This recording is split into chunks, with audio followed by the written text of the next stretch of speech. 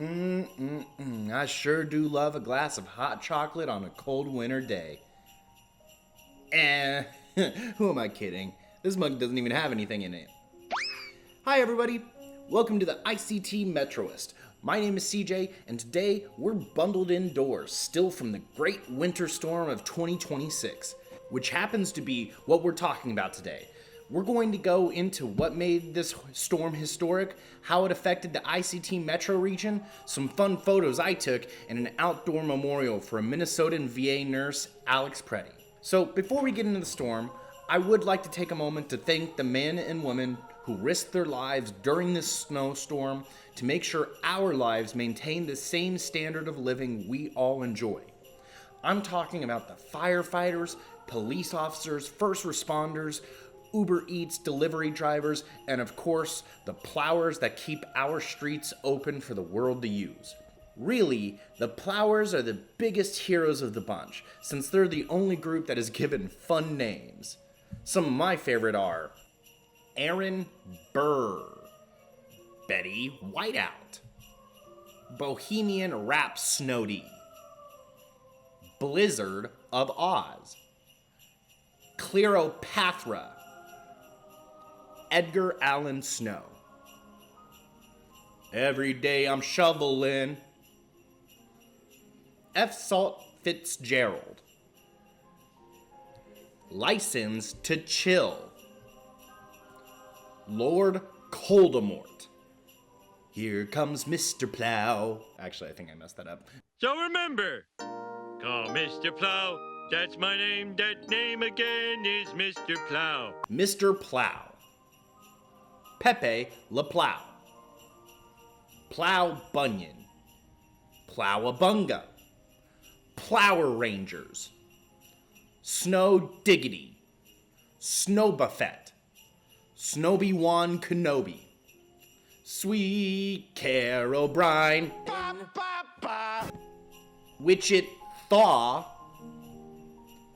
The Big Leplowski. The Fast and the Flurriest,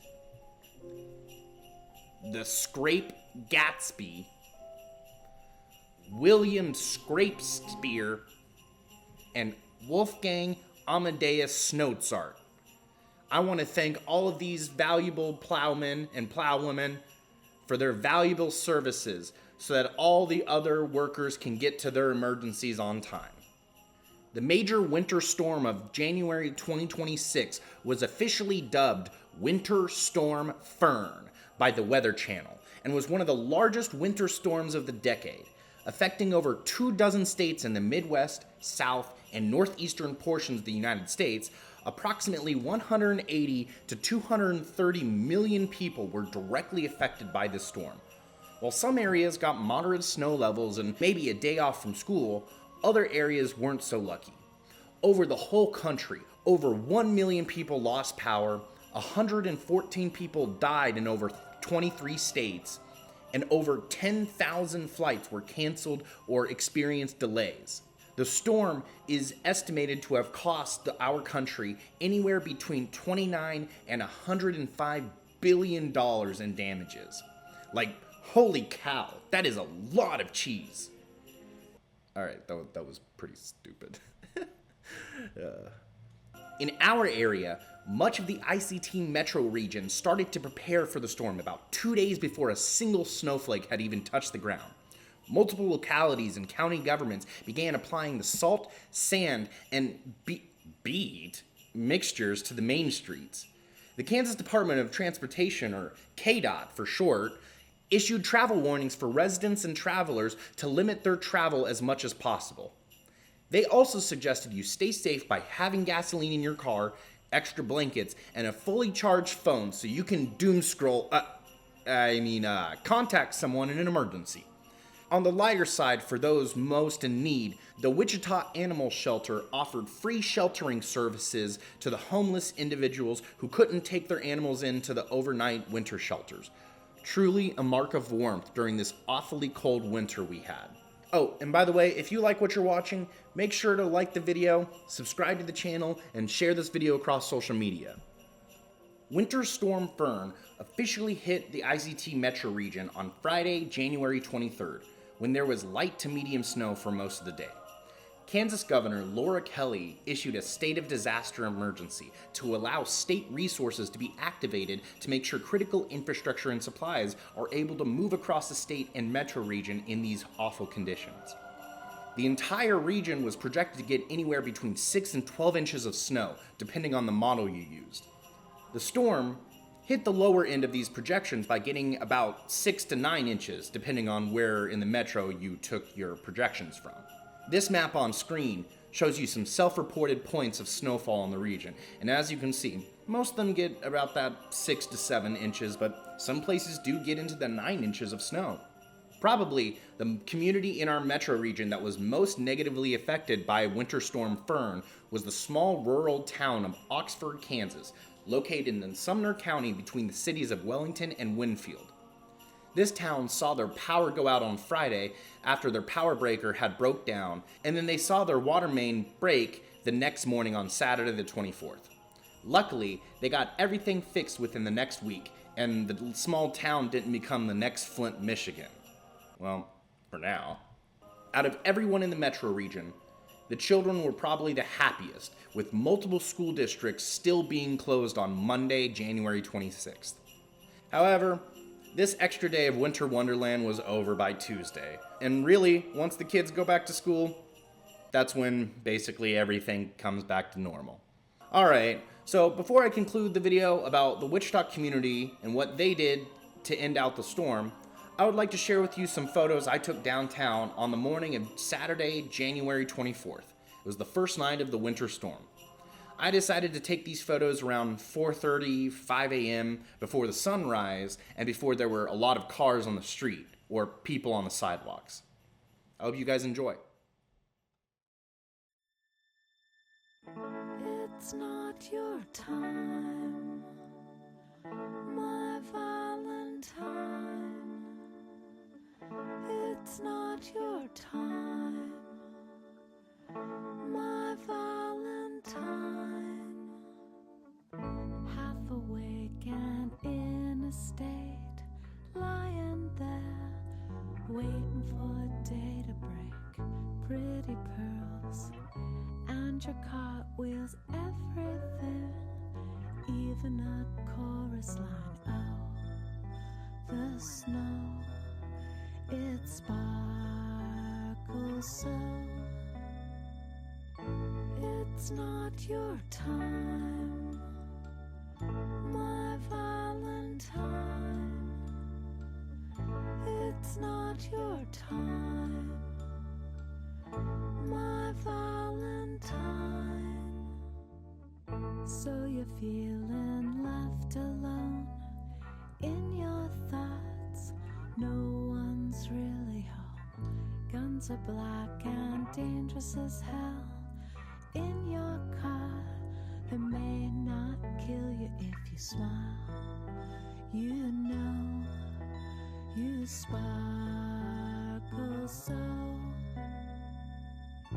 It's not your time, my Valentine.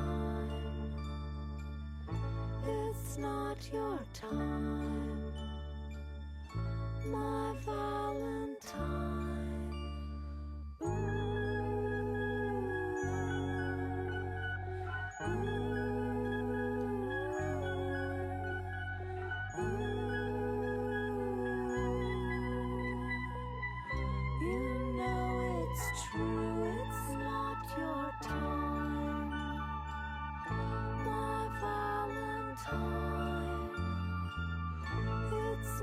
Your time, my Valentine.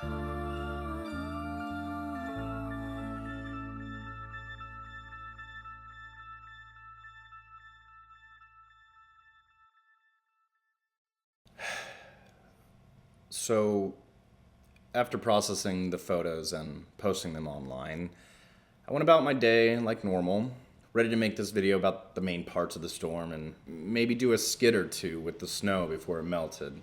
I went to Picasso's Pizzeria for lunch. It's in Delano.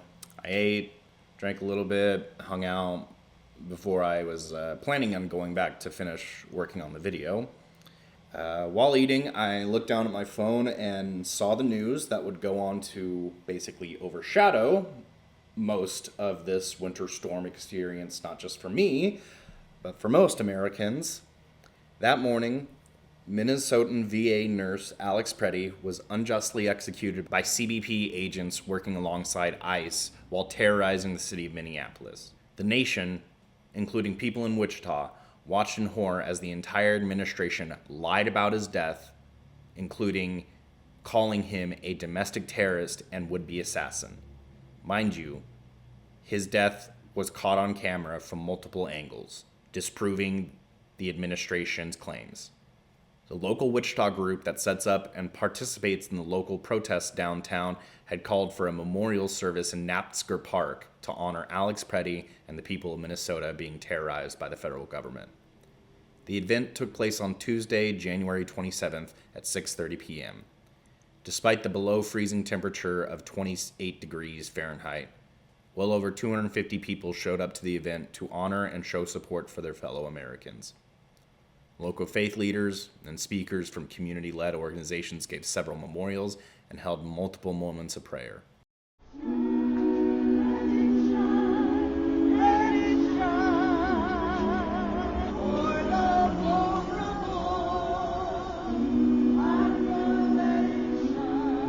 And refuse to look away. Support the organizations during this work every day: legal aid, mutual aid, immigration defense, and community safety. And when they try to convince you that this is normal, that this is just how things are, remember Alex's last words: are you okay? Ask that question, live that question, answer it with action, because we are not okay, but together we can be. May we find the will. If we ever lose hope, may we never lose our humanity. The only undying thing is mercy. The courage to open ourselves like doors, to hug our neighbor, and say,